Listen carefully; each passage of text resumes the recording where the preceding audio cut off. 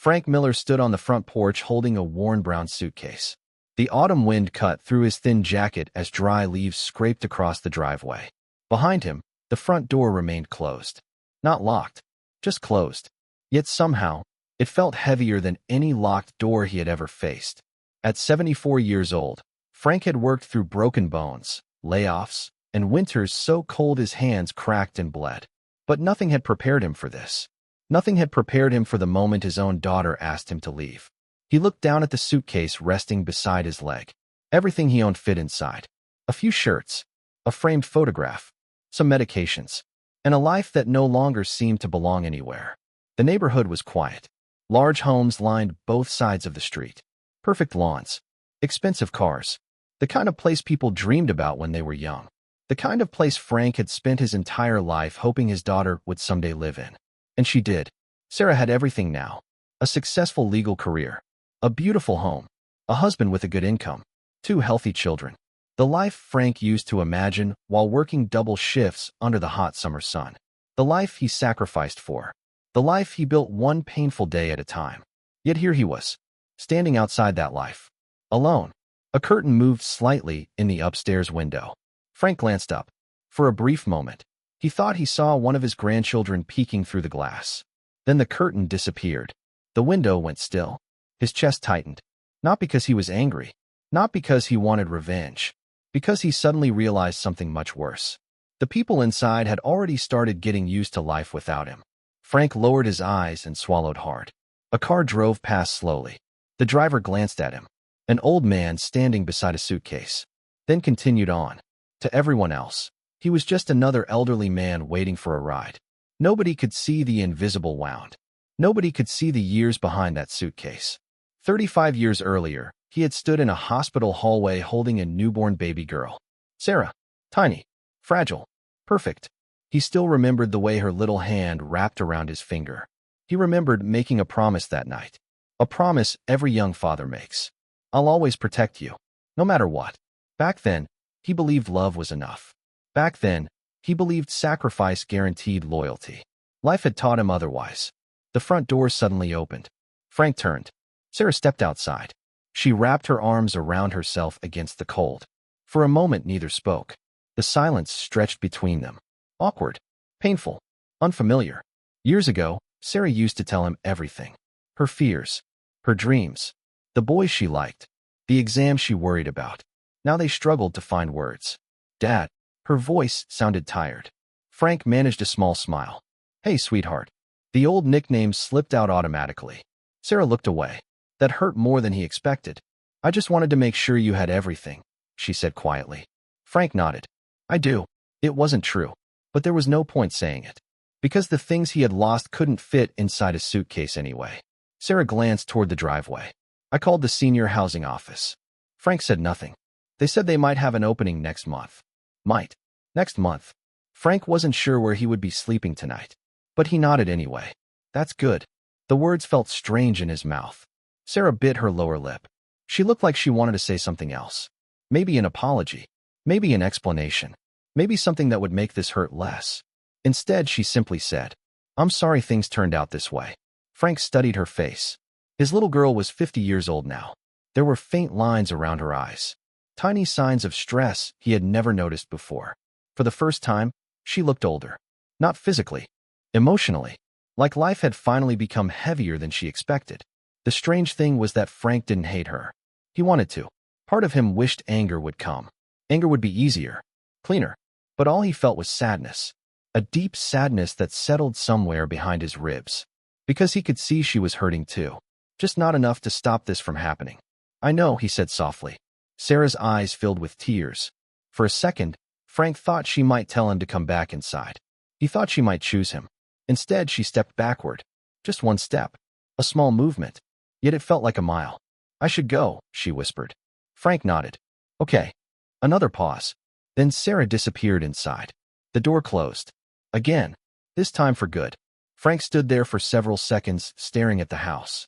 The house where he had spent the last year recovering from a minor stroke. The house where he taught his grandson how to play checkers. The house where his granddaughter loved hearing stories about growing up before smartphones existed. The house that never truly became his home. The wind picked up. Frank pulled his jacket tighter. His phone buzzed. He reached into his pocket. A text message. Not from Sarah. Not from family.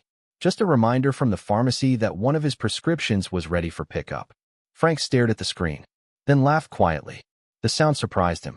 Sometimes life became so painful it almost felt absurd. A man could spend decades raising a child, work countless overtime shifts, miss holidays, miss vacations, miss opportunities, and in the end, the only person checking on him was an automated text message. He slipped the phone back into his pocket. The sun was beginning to sink lower. Soon it would be dark. He needed to figure out where to go. But his feet refused to move, because leaving that driveway felt final, as if walking away meant accepting a truth he had spent months avoiding. He was no longer needed. The realization hit harder than the cold. For most of his life, Frank's identity had been simple.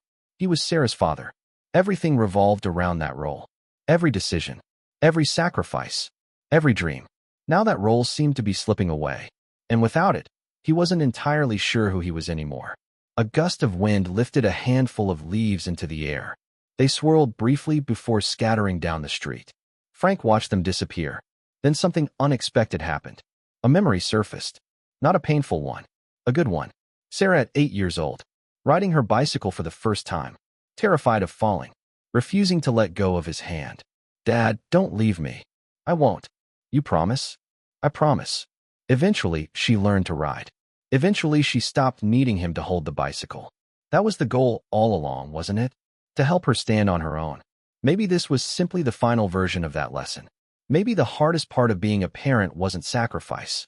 Maybe it was letting go after the sacrifice was complete. Frank took a long breath.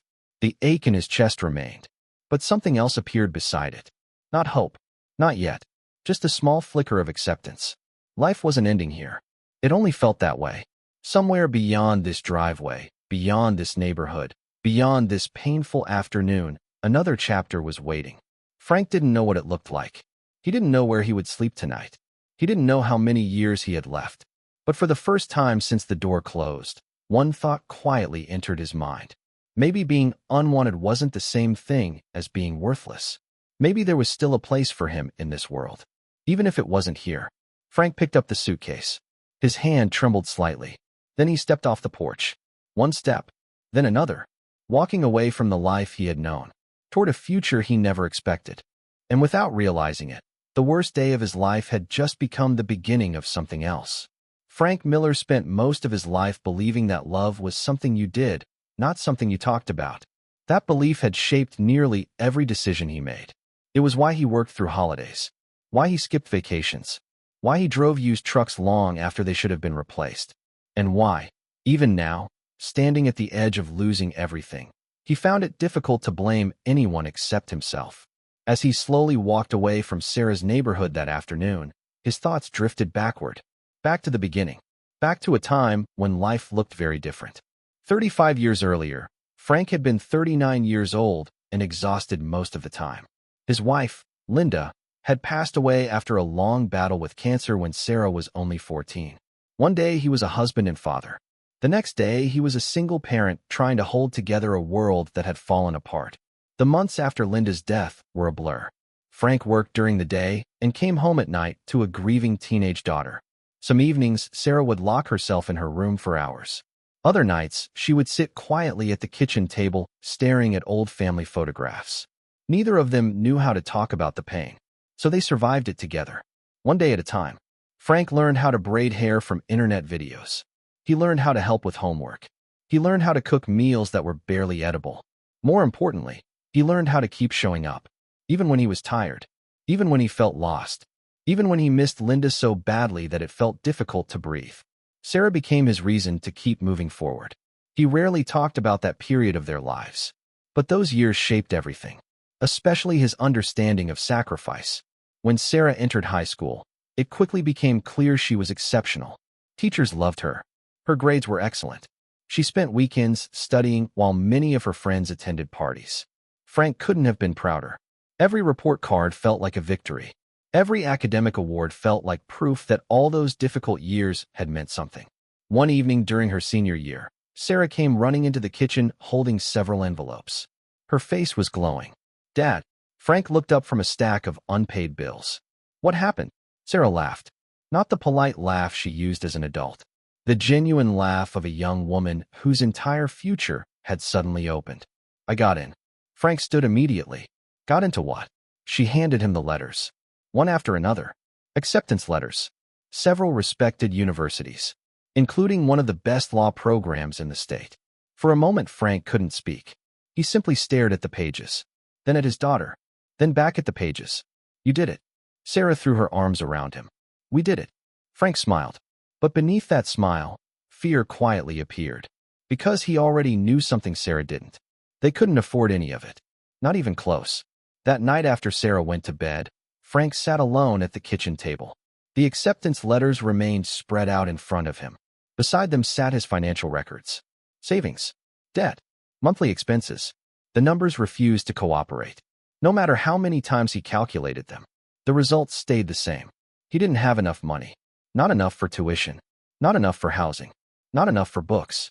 Certainly not enough for 4 years. Frank leaned back in his chair and rubbed his eyes. For the first time in years, he felt helpless. He had always found a solution before. Always. But this problem seemed larger than anything he had faced. The following weeks became a whirlwind of applications. Scholarships. Financial aid forms. Student loans. Meetings with advisors. Sarah worked tirelessly. Frank worked even harder. But despite every effort, a significant gap remained. A gap large enough to threaten everything. One evening, Sarah found him staring at paperwork. You don't think I can do this, do you? Frank looked up. What? College. Sarah sat across from him. If it's too expensive, I can stay here. Maybe go to community college first. Frank immediately shook his head. No. Dad. No. His voice was firmer than usual. Sarah blinked. Frank softened his tone. You worked too hard for this. We both did. Exactly. Sarah studied him carefully. You look worried. Frank forced a smile. I'm figuring things out. It wasn't entirely a lie. He was. He just didn't know how yet. A few weeks later, while sitting in a hospital waiting room for a routine physical, Frank noticed a brochure. Organ donation. Living donor programs. Stories about ordinary people helping strangers. At first, he barely paid attention. Then something caught his eye. Information about paired donation assistance programs and reimbursement options available through certain nonprofit partnerships. Frank took the brochure home. Not because he had a plan. Not yet. But because desperation often begins with curiosity. Over the following months, he researched everything carefully. He spoke with doctors, financial counselors, program coordinators. He asked questions. Lots of questions. Most importantly, he learned the risks, the reality, the long-term consequences. Nothing about the process was easy. Nothing about it was guaranteed. And yet one thought continued returning. Sarah's future. Eventually, after months of consideration, Frank made a decision. Not impulsively. Not dramatically. Quietly. The same way he had made most important decisions in his life. He never told Sarah the full story. Years later, she would know only fragments. Medical appointments. Recovery time. A surgery he downplayed. A father who insisted everything was fine. The details remained hidden. Frank wanted it that way. Because to him, sacrifice lost something when it became a performance. He wasn't looking for gratitude. He wasn't looking for recognition. He simply wanted his daughter to have opportunities he never had. And eventually she did. Sarah graduated near the top of her class. Then law school. Then her first prestigious job. Each achievement became another reason for Frank to believe his choices had been worth it. Even when his own life remained modest. His friends often asked why he never spent money on himself. Why he continued living in the same small house. Why he worked longer than necessary. Frank usually laughed. Old habits. But the truth ran deeper. Every extra dollar felt like protection. A safety net. A way to help Sarah if life ever became difficult again. Years passed. Sarah met Michael. Married him. Started a family. Frank attended the wedding wearing the same suit he had owned for nearly 15 years. He sat quietly in the audience watching his daughter dance with her new husband. Watching her smile. Watching her build a life. At one point, Sarah approached him. Dad. Yeah. Are you happy? Frank looked around the reception hall. The flowers. The music. The people celebrating. Then he looked at her. His daughter. Healthy. Successful. Loved. Very happy. And he meant it. Because parents often measure success differently. Not by what they own, but by what their children become. Looking back now, Frank realized something. The happiest moments of his life had rarely involved himself. They involved Sarah, her first bicycle, her graduation, her wedding, the birth of his grandchildren.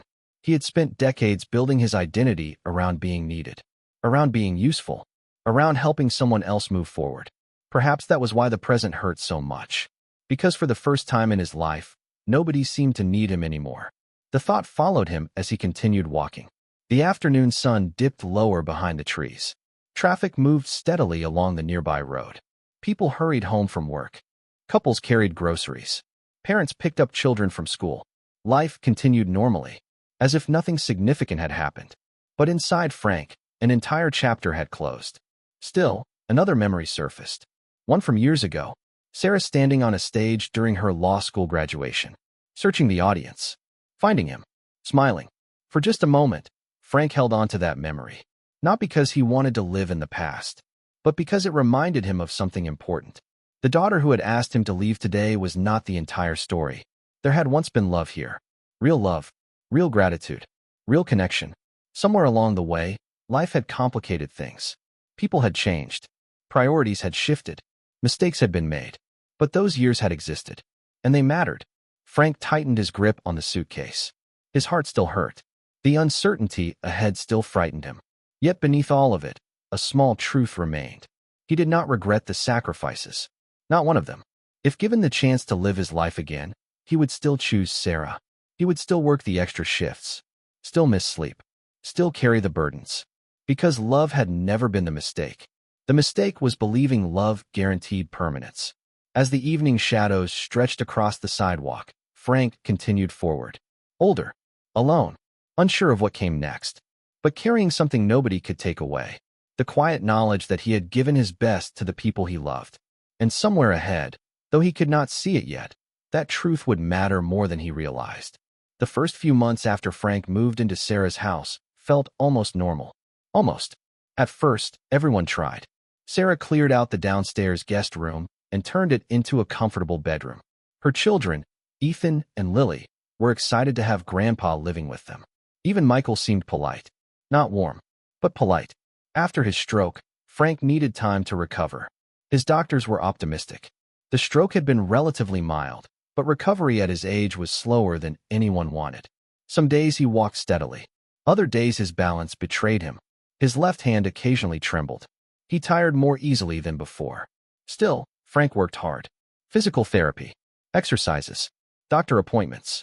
He approached recovery the same way he had approached every challenge in his life. One day at a time, one step at a time, one improvement at a time. The grandchildren became the brightest part of his week. Every afternoon, Ethan would sit beside him at the kitchen table. "Grandpa, tell me another story." Frank smiled. "What kind of story?" "A real one." "That's dangerous." "Why?" "Because real stories are usually less exciting than made-up ones." The boy laughed. Then Frank would tell stories about growing up in the 70s, about learning to drive, about his first construction job, about meeting Sarah's mother. Lily preferred different stories.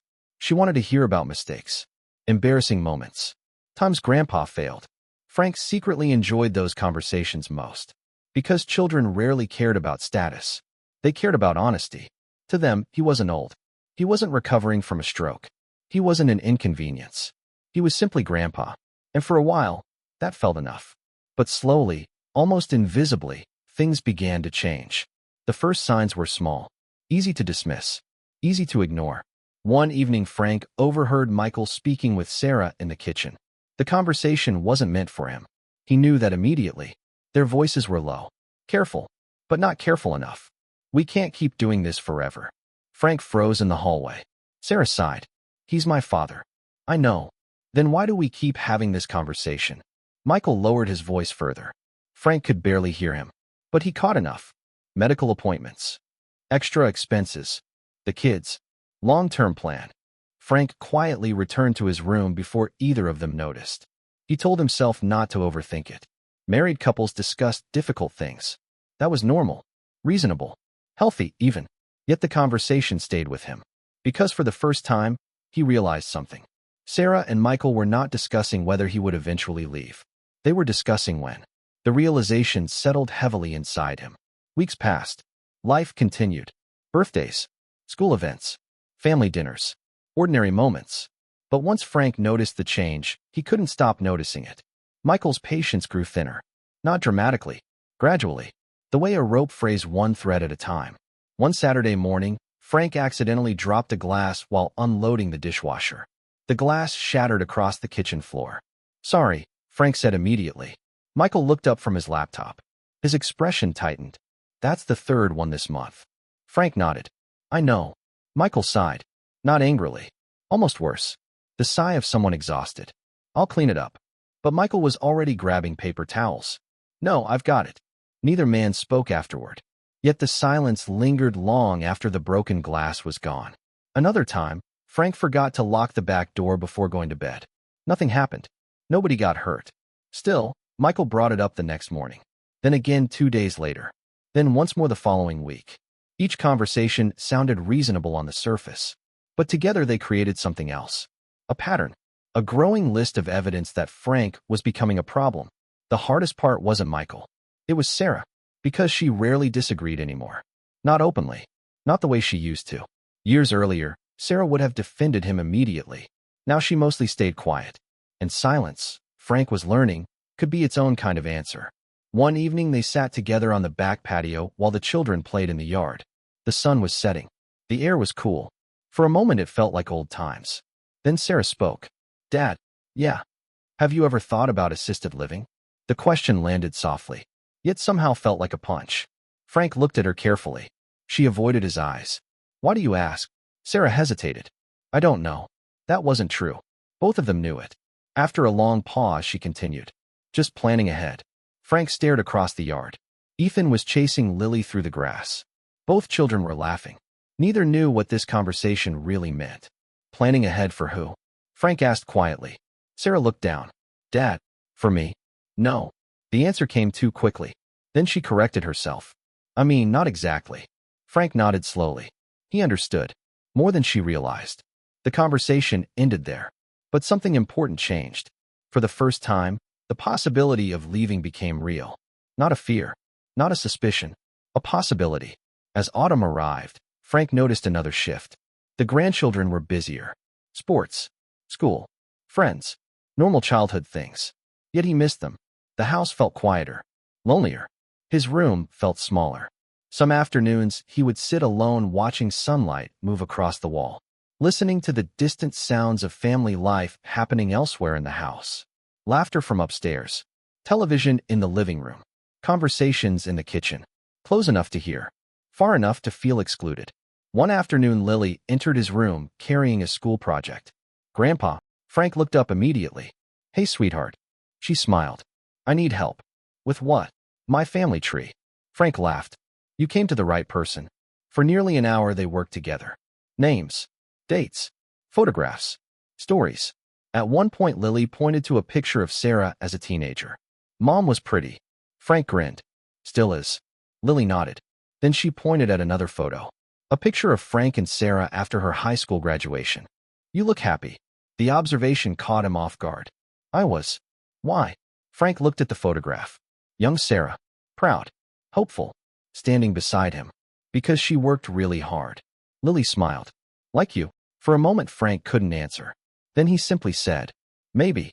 After Lily left, he sat staring at the photograph for a long time. The distance between then and now felt enormous. Not because Sarah loved him less. At least he hoped not. Because adulthood had complicated everything. Responsibilities. Marriage. Finances. Stress. People changed under pressure. Sometimes without realizing it. The true breaking point came several weeks later.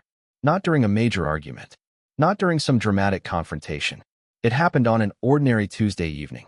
The kind of evening nobody remembers until it changes everything. Dinner had ended. The children were upstairs. Frank was returning from the laundry room when he heard voices coming from the kitchen. Again. Sarah and Michael. Again. He never intended to listen. But then he heard his name. And stopped. "We need to make a decision." Michael sounded tired. Not angry. Tired. Sarah didn't respond immediately. "We've been talking about this for months." Still silence. Michael continued. "He needs more help than we can give." Frank stood frozen. "He has doctors. He has appointments. That's not what I mean. The refrigerator hummed quietly. Somewhere upstairs a door closed.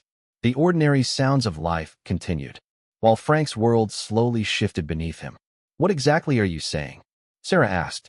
Michael exhaled heavily. I'm saying this isn't working. The words were simple, yet devastating. Frank pressed one hand against the wall, suddenly feeling older than 74. He forgets things. He's lonely. He's becoming more dependent. Sarah finally spoke. He's my father. I know. Then stop talking about him like he's a burden. The silence that followed gave Frank a brief spark of hope. Maybe Sarah would fight for him. Maybe she still would. Then Michael asked one question. A question neither of them could easily answer. What happens 5 years from now? No response. What happens if his health gets worse? Silence. What happens if one of us has to quit working? Longer silence. Frank closed his eyes, because suddenly he understood something painful. Michael wasn't completely wrong. Life wasn't a movie. Caregiving was difficult, expensive, exhausting. Families struggled with these choices every day. That truth somehow made the situation hurt even more. Nobody was being cruel. Nobody was being evil. Reality itself had become the enemy. After several minutes, Sarah finally spoke, and her voice sounded defeated. I don't know. 3 words. That was all. But Frank heard something inside them. Not certainty. Not commitment. Not loyalty. Doubt. For the first time in his life, his daughter didn't know whether there was room for him in her future. Quietly, before either of them could discover him listening, Frank returned to his room. He sat on the edge of the bed, the same bed Sarah had prepared for him a year earlier. Back when everyone believed the arrangement was temporary. Back when recovery seemed simple. Back when he still felt like family. Outside the window, darkness settled over the neighborhood. Lights turned on in neighboring homes. Families gathered together. Ordinary evenings. Ordinary lives. Frank stared at the floor. His chest ached. Not because of what Michael had said, but because of what Sarah hadn't. She hadn't said, he's staying. She hadn't said, we'll figure it out. She hadn't said, he's my father. Instead, she said, I don't know. And for the first time, Frank began preparing himself for an answer he wasn't ready to hear. Because deep down, he sensed something approaching. A conversation. A decision. A goodbye. Not today. Maybe not tomorrow. But soon. Very soon. And when it came, it would not be a surprise. Only the painful confirmation of what had already begun. The house still looked the same. The family still ate dinner together. Life still appeared normal from the outside. Yet beneath the surface, something had shifted. Like a crack spreading slowly through glass. Almost invisible at first. Until one day it reached the edge. And everything changed. After overhearing the conversation in the kitchen, Frank stopped expecting things to get better. He didn't become bitter. He didn't confront anyone. He simply became more observant. And sometimes, the truth arrived not through arguments, but through small moments that quietly revealed where you stood in someone's life. The days grew shorter as winter approached. Outside, the trees slowly lost their leaves. Inside the house, something else seemed to be disappearing. Frank's place within the family. No one announced it. No one intended to hurt him. At least, that was what he kept telling himself. But intentions mattered less and less when the results felt the same. One Saturday morning, Frank came downstairs earlier than usual. The house was empty. A note sat on the kitchen counter. Gone to Ethan's soccer tournament. Back later. Sarah. Frank stared at the note, then looked at the clock. 8:15 a.m. He remembered Ethan talking about the tournament all week. The boy had been excited, nervous, proud. Frank had planned to attend. Nobody had told him they were leaving early. Nobody had invited him. Nobody had even mentioned it. For a long moment, he simply stood there, holding the note, feeling foolish. Not angry, just foolish. Like a man who thought he still belonged in conversations that had already moved on without him. A few hours later, the family returned home. Ethan ran inside carrying a small trophy. Grandpa. Frank smiled immediately. Hey, buddy. We won second place. That's fantastic. The boy launched into an enthusiastic explanation of the game. Goals, assists, missed opportunities. Everything children consider critically important. Frank listened carefully, as always. But when the conversation ended, one thought lingered. He should have been there. Not because anyone owed him an invitation. Because family used to assume he would come. Now they assumed he wouldn't. That difference hurt more than he expected. A few days later, another small moment arrived. Then another. Then another. each one insignificant by itself. Together, they formed a pattern. One evening, Sarah and Michael sat at the dining room table reviewing financial documents. Mortgage paperwork, insurance forms, retirement accounts, normal adult responsibilities. Frank entered the room searching for his reading glasses. The conversation stopped instantly. Not dramatically, just enough. Long enough. Everyone noticed. Then Sarah forced a smile. Need something, Dad? Frank found the glasses and nodded. Got it. He left. The conversation resumed only after he disappeared down the hallway. For the first time, he wondered whether they discussed him when he wasn't around. The thought embarrassed him. Not because it seemed impossible, because it seemed likely. As winter settled in, Frank's health became increasingly unpredictable. Most days he managed well. Some days he didn't. A few minor falls worried Sarah. Nothing serious. No broken bones. No hospital stays. Still, each incident added tension. One afternoon, he slipped while reaching for a box in the garage. Michael helped him up. Neither man spoke for several seconds. Finally, Michael asked, "You okay?" Frank nodded. "Just lost my balance." Michael looked concerned. Genuinely concerned. That somehow made what came next harder. "We may need to think about additional support." Frank knew exactly what he meant. Neither said the words. Assisted living. Senior housing. Long-term care. The vocabulary of endings. Not death. Something else. The gradual surrender of independence. That night Frank sat alone in his room. A photo album rested in his lap. He slowly turned the pages. Sarah at age 5. Sarah at age 10. Sarah graduating high school. Sarah wearing her wedding dress. Entire decades compressed into photographs. The strange thing about getting older, Frank realized, was how quickly life transformed into memories.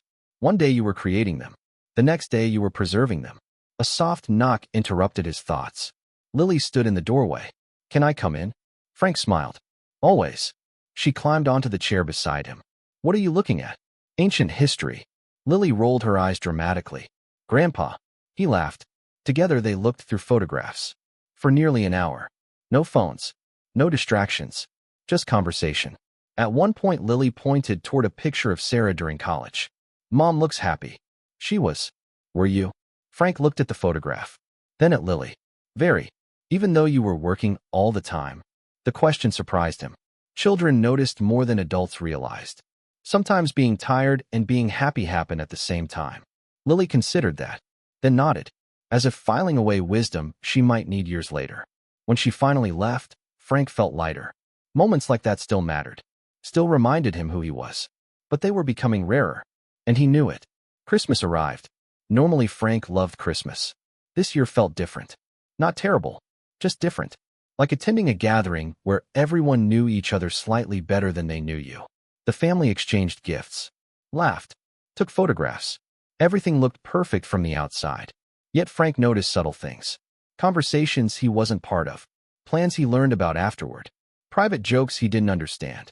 The family continued moving forward, while he increasingly felt left behind. The real turning point came in January. A month after Christmas. A month after the holidays had ended. A month when ordinary life returned. One evening Michael came home exhausted. Work had been difficult. Several major projects were behind schedule. Stress followed him through the front door. Everyone could see it. Dinner passed quietly. Afterward, the children went upstairs. Sarah loaded the dishwasher. Michael sat heavily at the kitchen table. Frank was reading nearby. The silence felt fragile. Then Michael finally spoke. "We need to have the conversation." Nobody asked which conversation. They already knew. Sarah closed the dishwasher. Slowly, carefully, as though delaying the inevitable. Frank set down his book. His heart already knew what was coming. Michael rubbed his forehead. "This isn't working anymore." The words landed heavily. Nobody replied. "We've tried." Still silence. "Frank needs more care than we can provide." Frank looked at his hands. Old hands. Hands that had built houses, raised a daughter, worked thousands of shifts, now suddenly categorized as a problem requiring management. Sarah finally spoke. "Michael," but her voice lacked conviction. The kind of conviction that changes outcomes. Michael continued. "I'm not saying this because I don't care." And Frank believed him. That was the tragedy. Michael wasn't a villain. He was a man overwhelmed by responsibilities. A husband, a father, a provider, someone trying to solve a difficult problem. Unfortunately, the problem happened to be him. We need a sustainable plan. Frank almost smiled. Sustainable. Such a professional word. So reasonable. So impossible to argue against. The conversation continued for nearly an hour. Insurance. Housing options. Care facilities. Waiting lists. Practical concerns. Reasonable concerns. Not once did anyone raise their voice. Not once did anyone act cruelly. Yet by the end, Frank felt more alone than ever before. Because he realized nobody was discussing whether he would leave. Only where he would go. Eventually Sarah looked at him. Her eyes were red. "Dad." Frank nodded. She struggled to continue. And suddenly he felt sorry for her. Because she looked trapped. Caught between love and reality. Between loyalty and pressure. Between the daughter she wanted to be and the woman life required her to become. "I don't know what to do." The confession hung in the room. Honest. Painful. Human. Frank took a slow breath. Then another. And for the first time, he stopped hoping someone would rescue him from this conversation. Nobody was coming. Not because they didn't care. Because life rarely works that way. Sometimes people love you and still cannot carry you. Sometimes families break without anyone intending to break them. And sometimes the most painful decisions happen around kitchen tables rather than battlefields. Frank looked at Sarah, then Michael, then around the house. The house filled with memories. The house where he had spent the last year trying to recover. The house where he watched his grandchildren grow. The house that never truly became home. Finally he spoke. His voice calm, steady, almost gentle. "Maybe it's time." Sarah's face crumpled immediately. "Dad, it's okay." "No, it's not." Frank managed a small smile. The kind parents use when their children are hurting. Even when they're hurting too. Maybe it is. Nobody believed him, including Frank himself. But saying the words seemed necessary. Because someone had to make this easier. And throughout his life, that had always been his role. The room fell silent. Outside, snow drifted softly through the darkness. Inside, something ended. Not officially. No final decision had been made. No date had been chosen. Yet everyone felt it. The direction had changed. The outcome was approaching. And for the first time, Frank stopped wondering if he would eventually leave. Now he wondered when. Later that night, lying awake in bed, he stared at the ceiling. The house was quiet. His chest felt heavy. But beneath the sadness, another feeling had begun to emerge. Not hope. Not yet. Something smaller. Acceptance. Because deep down, he understood a difficult truth. You can spend your entire life being needed, and still reach a day when people learn how to live without you. The challenge isn't stopping that from happening. The challenge is discovering who you are afterward. And though Frank didn't know it yet, that question was about to change the rest of his life. The conversation happened 3 weeks later. Frank knew it was coming. In some ways, that made it worse. A surprise gives you no time to prepare. This gave him too much. Every day after the discussion in the kitchen felt like a countdown. Nobody mentioned it directly. Nobody wanted to. The family moved through their routines as though normal life still existed. Breakfasts, school drop-offs, work meetings, television after dinner. But underneath everything, the decision remained. Waiting, growing heavier, until one rainy Thursday morning. Sarah knocked softly on his bedroom door. "Dad." Frank was already awake. Lately, sleep came in short pieces. "Come in." She stepped inside carrying a mug of coffee. His favorite. 2 sugars. A little cream. The same way she had prepared it for years. For a brief moment, she looked like the daughter he remembered. The young woman who used to sit at his kitchen table, studying late into the night. The girl who once believed he could solve anything. She handed him the mug. Her hands were trembling. That told him everything. The conversation had arrived. Frank accepted the coffee. "Thanks, sweetheart." Sarah sat carefully in the chair beside the bed. Neither spoke immediately. Rain tapped softly against the window. The room felt smaller than usual. Finally, Sarah took a breath. "We found a place." Frank nodded. There it was. Simple. Direct. Final. "A senior housing community," she continued. "They have an opening next week." Frank looked down into his coffee. Steam rose slowly from the surface. For some reason, he found himself watching it. Anything to avoid looking at her eyes. "Okay." The word came out easier than expected. Sarah's face crumpled. "Please don't do that." Frank looked up. "Do what?" "Act like this doesn't hurt." For several seconds, neither moved. Then Frank gave a small, sad smile. "I never said it didn't." Tears appeared instantly in her eyes. That seemed to make things harder for both of them. Because now neither could pretend this was purely practical. It wasn't. It was emotional. Deeply emotional. And everyone knew it. Sarah wiped her eyes. I don't know how we got here. Frank thought about that. Truthfully, he didn't know either. There had been no major betrayal. No screaming matches. No dramatic explosion. Just years of life. Responsibilities. Pressure. Fatigue. Small compromises that slowly became permanent ones. Sometimes families drift apart, not because of one terrible decision, but because of hundreds of ordinary ones. You don't have to explain. Yes, I do. Her voice cracked. I should have done better. Frank looked at his daughter. Really looked at her. The exhaustion beneath her eyes. The guilt. The conflict. For the first time, he realized she had probably been suffering too. Not in the same way, but suffering nonetheless. You were trying to hold everything together. Sarah shook her head. That's not an excuse. No, it isn't. The room fell silent again. Eventually she whispered, I feel like I'm failing you. The words hit harder than anything else. Because they were honest. Painfully honest. Frank set his coffee aside, then reached across and gently squeezed her hand. You were never supposed to carry me forever. Sarah immediately started crying. Not loudly, just quietly. The kind of crying that comes from carrying guilt for too long. For several minutes neither spoke. Outside, the rain continued. Inside, something ended. Not their relationship. Something else. An era. A role. A version of life that would never return. The following week passed quickly. Too quickly. Frank spent most of his time packing. The process was strangely simple. He owned very little. A few clothes. Some books. Photographs. Medical paperwork. A lifetime reduced to several boxes. That realization stayed with him. All those years. All those memories. And in the end, everything important fit into the back of a small car. One afternoon, Ethan entered the room while Frank packed. The boy watched silently for a moment, then asked, Are you moving?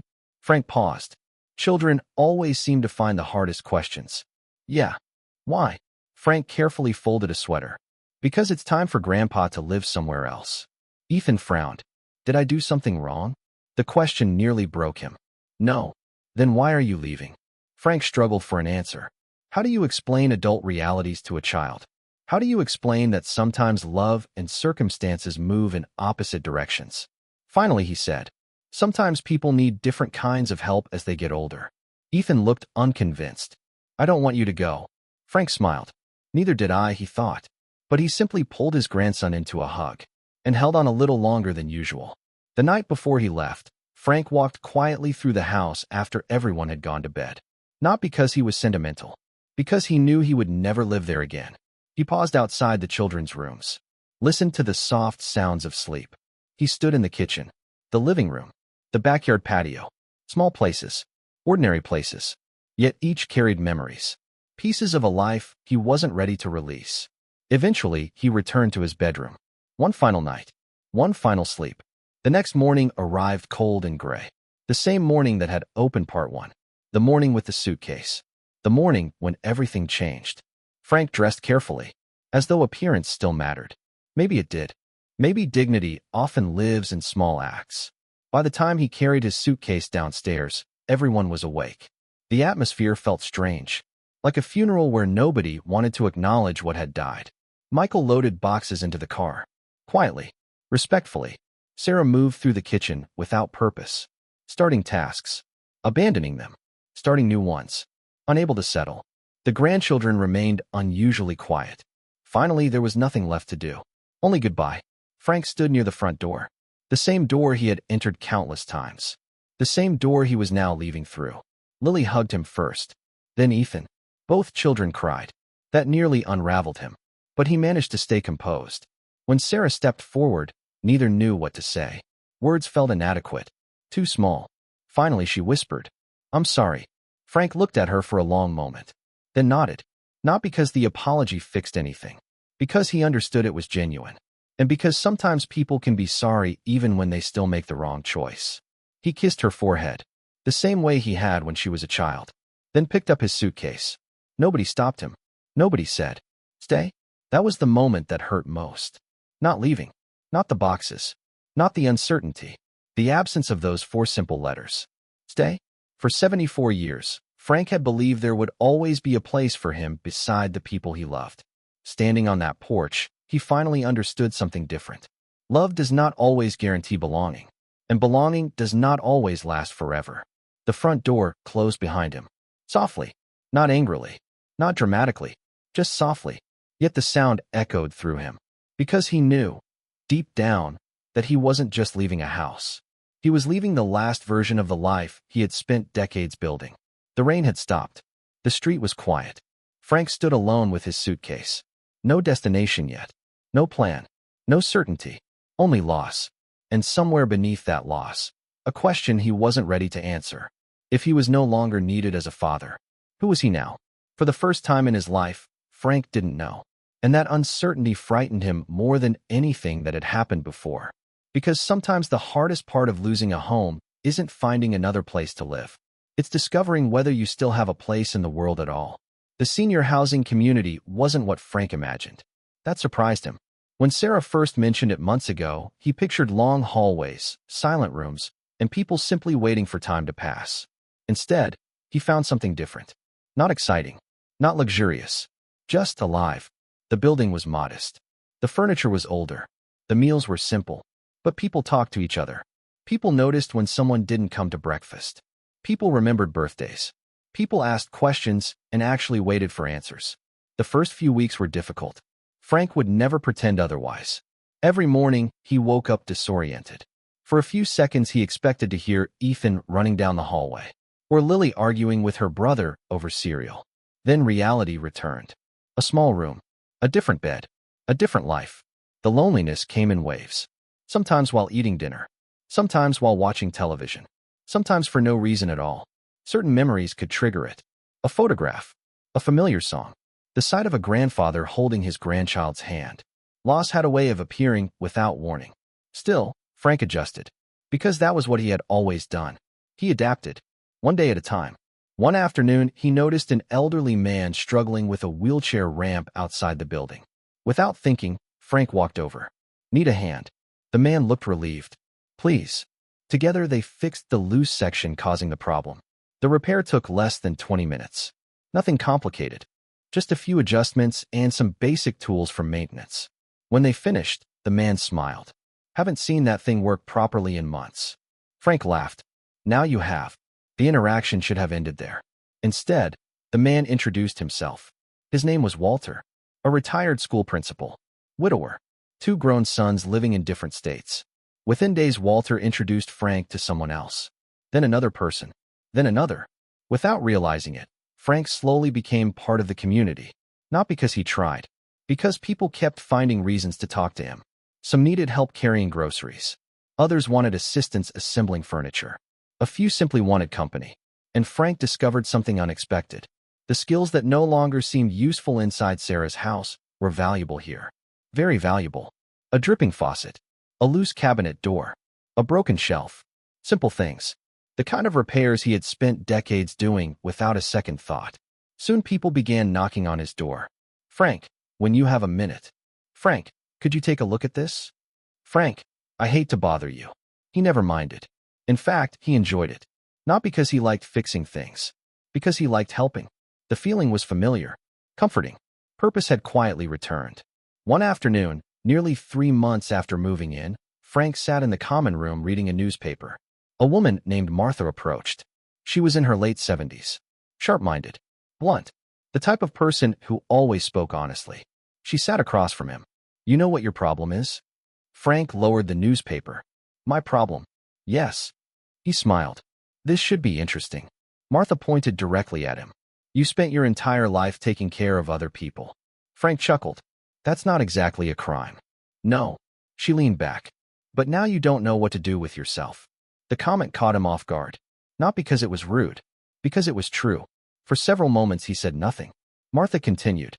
"You still think your value depends on being needed." Frank stared out the nearby window. Outside, snow covered the courtyard. Residents walked carefully along the paths. Staff members carried supplies into the building.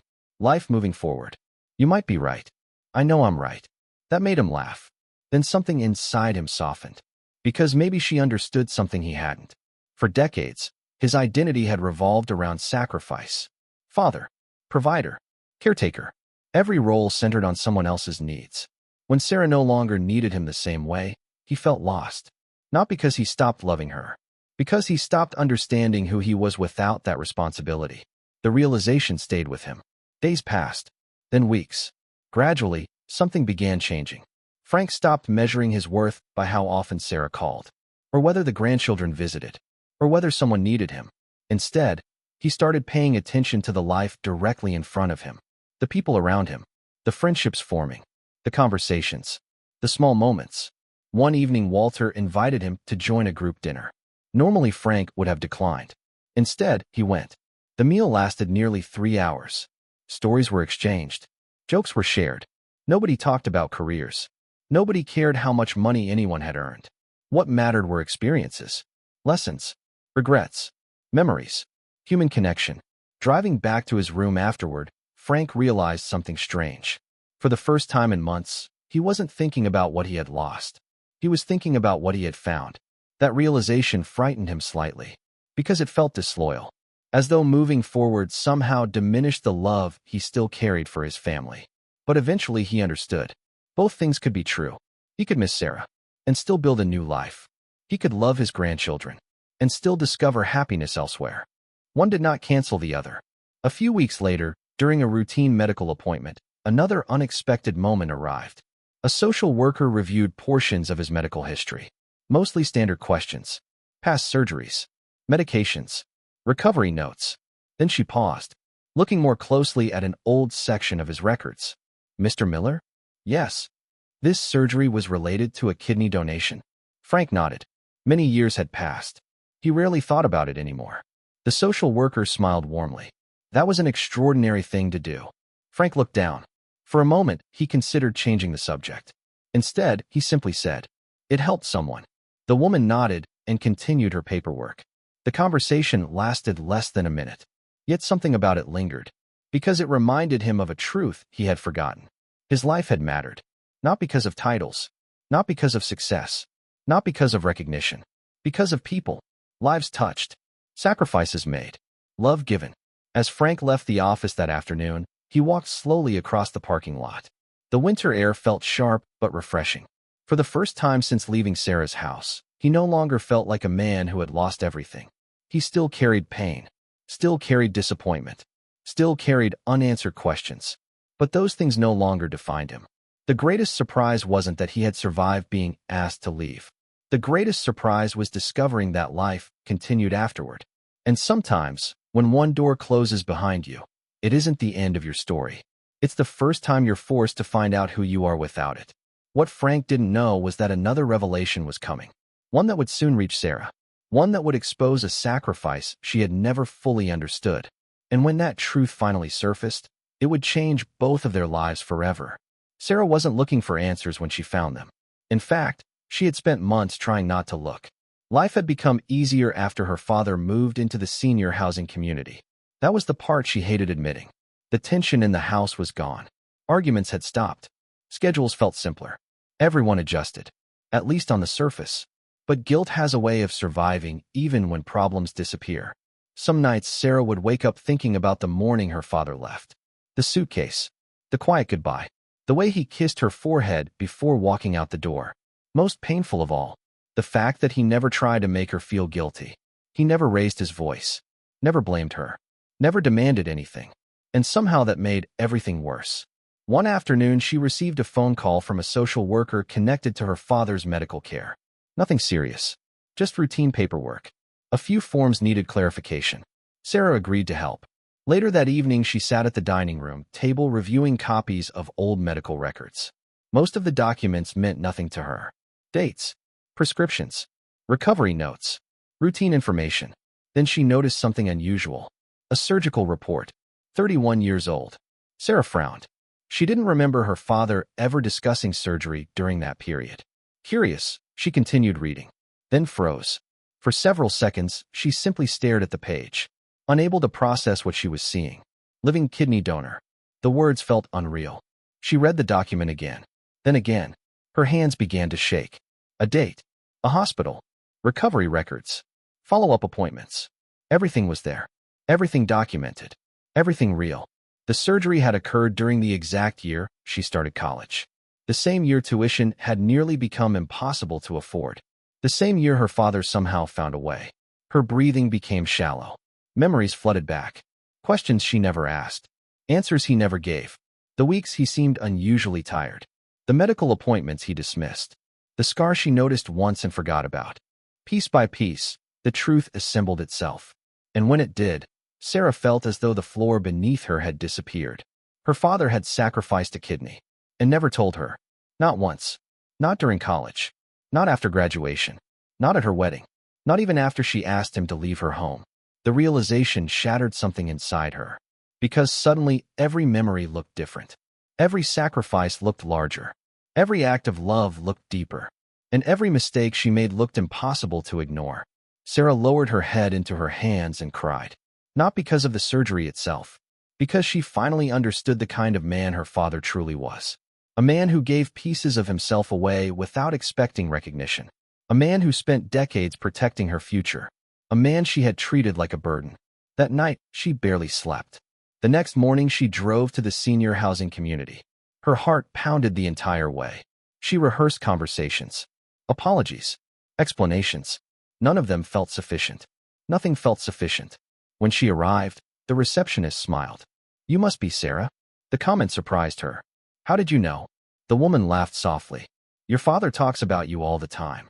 Sarah felt another wave of guilt. Even now, after everything, he still spoke proudly about her. The receptionist pointed toward a common room near the courtyard. "He's probably there."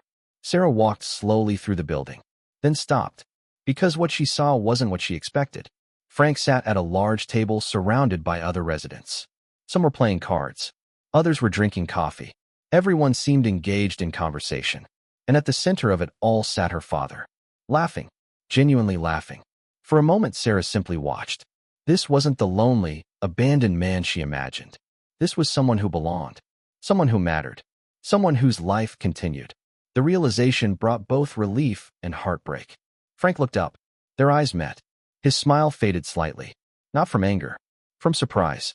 "Sarah?" The room grew quiet. Several residents politely excused themselves and drifted away. Soon they were alone. For a moment, neither spoke. Then Sarah sat down across from him. Her eyes were already filled with tears. "You never told me." Frank immediately knew. The records. The surgery. The truth. He looked down at his hands. "No." "Why?" His answer came without hesitation. "Because it wasn't supposed to be about me." Sarah broke.